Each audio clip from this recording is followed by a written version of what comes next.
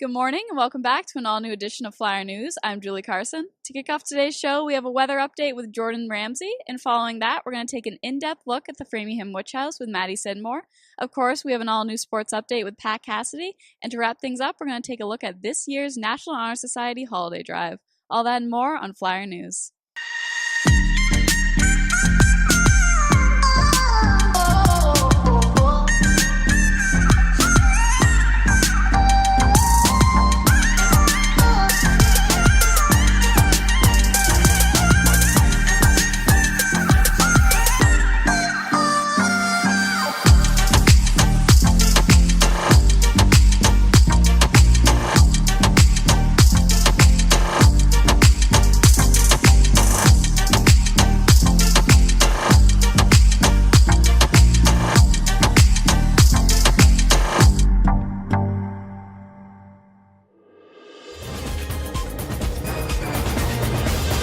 Good morning, Framingham High School. My name is Alexine Bruno. And I'm Maggie Faris. Today is January 6th, which is the day 7 in our 7-day cycle, which means periods will be running CBGFE today. Later today, we're discussing a top story concerning the Sarah Clay's historical home and the town's plan to fix its deteriorating structure. But first up, we're going to take a look at the 5-day forecast that will take us into next week. We have our meteorologist Jordan Ramsey here to let us know what we should expect to see. Good morning. Good So, morning. you guys know I hate to tell you, but you're in for your last 2 days of nice weather before the temperatures start dropping and a coastal storm sets in. Do you have any idea what the roads are going to look like? Unfortunately, they aren't going to look too pretty. I hope you guys don't have anywhere to be because it looks like we have a very messy start to Monday morning, as if Monday mornings aren't already bad enough. So first, let's take a look at these temperatures, folks. So on your way out of school today, heading into your weekend, you might want to throw on a sweatshirt. We're looking at low to mid 40s all afternoon. Saturday, you will feel nice and warm in the low 50s. You have a nice chance to head out and see the boys swim meet Saturday night at 5 before it's too cold to even leave your house. It's looking clear, but you know what I always say with weather? Never say never. Then we take a backwards trend. Cloudy Sunday starts to cool us down and lead a nice cold transition into, yes, I'll say it, the storm that's heading your way Monday morning. You'll pull yourself out of bed to snowfall, already having been there for a few hours. We're looking at 1 to 2 inches already by 6 a.m. You know it, winter's going to be setting in, and on your way into school on Monday, just before F period on your way out to lunch, you will need your snow boots. Cross your fingers for a snow day.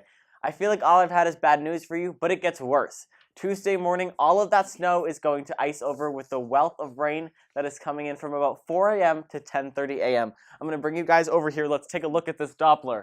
So this is all completely up to date, folks. This just came in minutes ago. Here is your big storm. It's going to be taking a nice trip up the northeast over the weekend, and bam, it's hitting around Monday or Tuesday. It's still a little clear how quick it's going to take the next leg of its path, but again, my best prediction says that it's going to show up surprise Monday morning, and rain will be close behind to hit it on Tuesday. That's your forecast for now, folks. Stay safe, everyone. You know we say it every time, but it's really important that you're clearing the snow off your roof, unblocking your exhaust pipes, giving your kids warm layers, and just being street smart when driving. For Flyer News, I'm Jordan Ramsey. Let's take it back to the desk with Alex and Maggie. Thank you, Jordan. We appreciate the advice in dealing with this upcoming storm. In other news, one of Framingham's longest-standing historical homes is under speculation by the town. The Sarah Clay's house on Salem End Road was built at the end of the 17th century as a haven for women accused of witchcraft and is slowly losing its structural integrity. The town has considered plans to renovate the building, potentially turning it into a museum for the public to view, but a decision has yet to be made. We have Flyer News reporter Maddie Sidmore, who got a chance to further investigate the matter. Recently, new plans were announced for the Sarah Clay's house right here on Salem End Road in Framingham. The house is a significant part of the town's history, and many people are eager to see what will become of it in the near future. The Salem witch trials began in 1692. Over 200 people were accused of witchcraft, and 20 were killed as a result of these accusations. Some of these victims included Sarah Clay's and her family.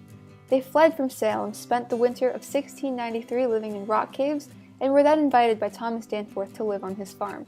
The Clay's family built houses on Salem End Road, and in 1700 they incorporated the town of Framingham, making them the first settlers of the town. Sarah Clay's house has not been lived in for over 20 years and is currently in a state of disrepair. A community group called the Sarah Clay's House Trust has been working diligently to restore the house. These efforts have been led by Janice Thompson for about 10 years. The Sarah Clays House Trust has not always had the house due to complicated mortgages and unknown owners. About a year ago to the day, they had a foreclosure auction up at the house, and there was press there and photographers, and it was nail biting because we wanted the bank to be the high bidder, and it was, and so it was free to give to us. They gave it to us in December. So I run a small nonprofit called the Land Conservation and Advocacy Trust, which provides fiscal sponsorship and other services to other nonprofit organizations, including the Peter and Sarah Clays House Trust. There are a lot of issues that were involved with, first of all, getting title, which is getting ownership of the property. Once the Sarah Clays House Trust had the ownership rights to the house, they could proceed with their plan to preserve and maintain it. Their goals are to preserve the house and to make it a public resource as a house museum with a library and educational programs. However, these plans are quite expensive, as preserving the house would cost about $1.3 million, in addition to money needed for sustaining it going forward. But Janice Thompson and the Sarah Clays House Trust have a plan to solve this problem. So a relatively new idea of mine and ours has been to make the upper floors into a bed and breakfast, so that people can come in and pay to stay there. The downstairs we could still use as the house museum, and then the rentals will sustain it. The Sarah Clays House Trust won't be able to save the house without the support from the community. Funding is very important, getting money to find ways to preserve the house. They have set up a GoFundMe page and are very appreciative of even the smallest donations. Well, if you go to GoFundMe and search Clays, C-L-A-Y-E-S, you'll see our GoFundMe campaign. It's very easy to make gifts, and it's all tax deductible, and gifts of any amount would be great. Visit their website at sarahclayshouse.org for more information. About 2 years ago, we hired someone to come in for 2 days and do a real deep assessment of the house, and to sort of date everything and to identify what is the most important to save. He brought in lights and all of that. So there are a lot of really good interior shots on that. You could find it under historic significance on the website. The Sarah Clays House Trust has raised nearly $4,500 towards the restoration of this house. We'll keep you updated as these efforts continue. For Flyer News, I'm Maddie Sidmore. In local news, the proposal to turn Framingham into a city is set to be ready for the voters by the next town election on April 4th. Last year, the motion to create a charter to look into the possibility of changing our town government passed by a margin of 75%. This is largely due to the support from a group in favor of a city government called Framingham First. Flyer News political reporter Benji Kling got a chance to interview 2 members of the charter, and here's a look at some of the pros and cons of the charter's creation. Being a town, some of the problems with that is that you don't get the same seat at the table. Like when the governor meets with the mayors, Framingham is continually left out of that process. And a lot of people believe that we would get better funding. And I couldn't honestly say yes or no that that's true, but we would be open to advantages that towns aren't.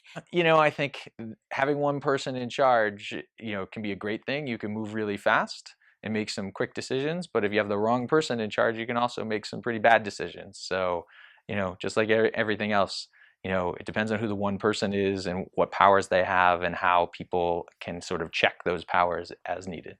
But right now we have 216 town meeting members, and most of the, many nights we have 50% participation. And I believe there were 2 precincts that had nobody running at all this time around. And our quorum is ridiculously low, and we are the lowest in the state. And if we had what other states have for quorums, we would not be able to pass a budget because we don't have enough people showing up. The way the town meeting is organized, it's not really representative of all the town. You have big parts of the town that have fairly full town meeting seats where they get a lot of votes, and you have other parts of town where they don't have many or any town meeting members. So it's not really fair to make a decision for the whole town when some of it doesn't really have representation. And in the end of the day, the 9 of us write something based on what we think we've heard from the public and what we've researched, but the voters all get to decide. And actually, this has happened a couple times in our history where people have gone through this process, and then at the end of the day, the voters said, no, we don't really like what you guys proposed. Let's stick with what we got. Now, the charter's findings are almost finished, and the main focus for the commissioners is to get the charter to pass through the Board of Selectmen so it will appear on the ballot for the election. At the final public review of the proposal held right here at Framingham High School, many citizens were concerned about the existing proposal system. Their main concern was that the mayor had too much political power in the new governing system. The Framingham Alliance for Civic Transparency is among one of the groups who has tried to make changes. However, the commissioners are not buying into it. The committee now plans to hold 11 public meetings between the final draft's approval and April 4th, when voters will decide whether or not to accept the proposal. Flyer News will keep you updated as the story develops. Next up, though, is a recap of this week's Flyers sports with a special look at the results of the girls' basketball game against our rival team, Norwood. Also, we're taking a look at the intense matchup between the girls' gymnastic team and Weymouth with sports analyst Patrick Cassidy.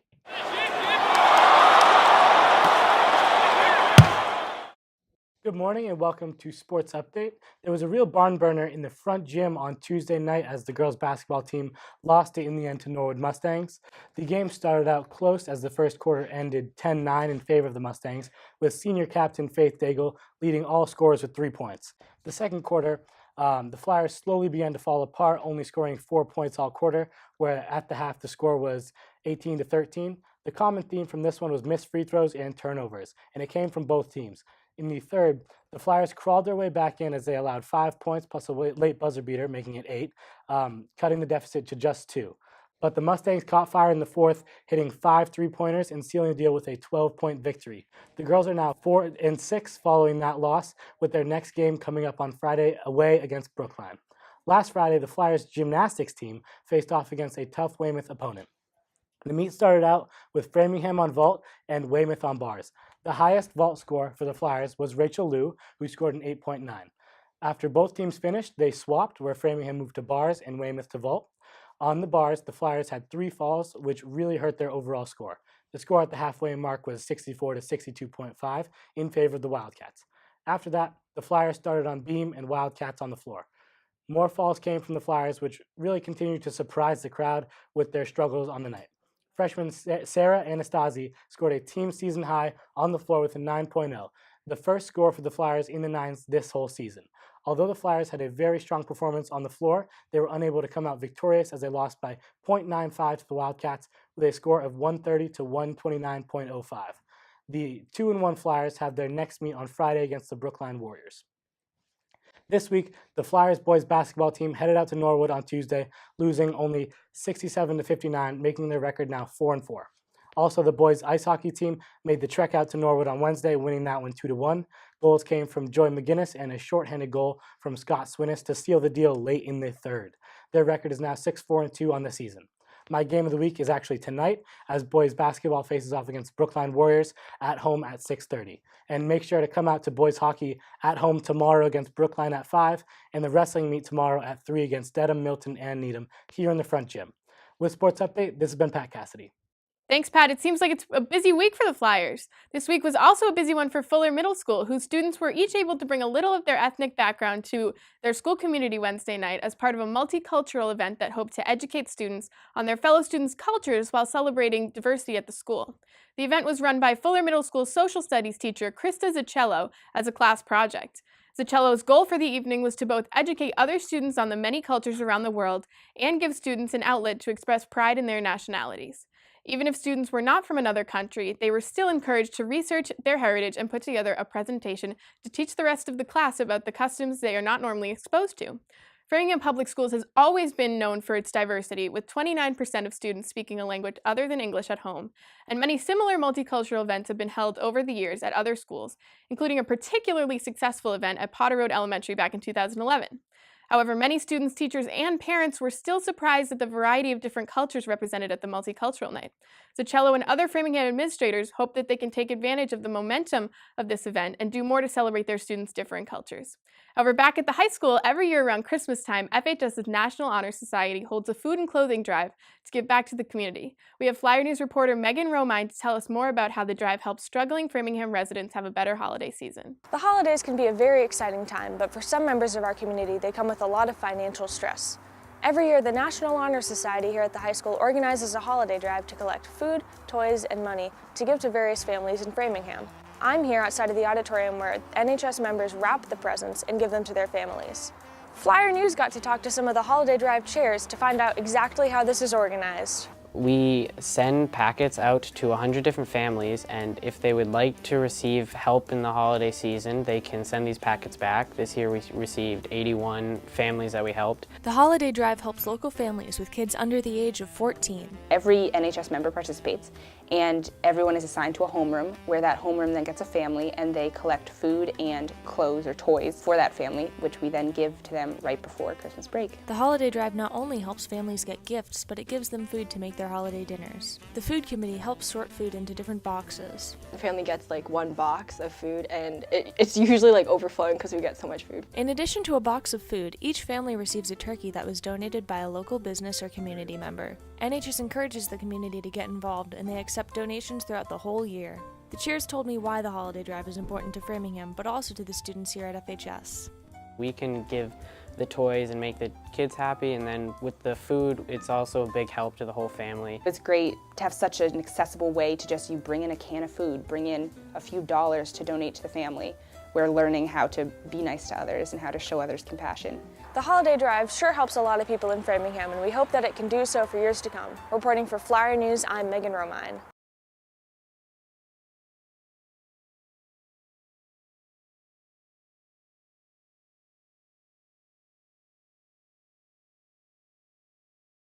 Good morning, FHS. Today is Friday, January 6th, a day 7 with periods running CBGFE. Just a reminder that next week will be midterm exams. There will be 2 exams per day, which will result in half days throughout the week with dismissal at 10:45. Boys basketball will be having a fundraiser at Chipotle next Wednesday, so be sure to bring a flyer as 50% of the proceeds will go to the team. This semester, the library checked out around 1,700 books and DVDs. Right now, there are around 450 of them that are still in your houses, cars, and backpacks waiting to be returned. Please bring them back as soon as possible. That's all for me. This has been Julie Carson with your homeroom headlines. That's all we have for you today. If you would like to see this broadcast again or watch any of our other featured stories, check out our on-demand database on our school's website under the FEC TV tab. You can also tune in to the Framingham Education Channel, Channel 8 for Comcast, 15 for RCN, and 41 for Verizon Fios. I'm Maggie Fries. And I'm Maxine Bruno reporting from Framingham High School. For all of us here at Flyer News, thanks for tuning in, and we'll see you tomorrow morning.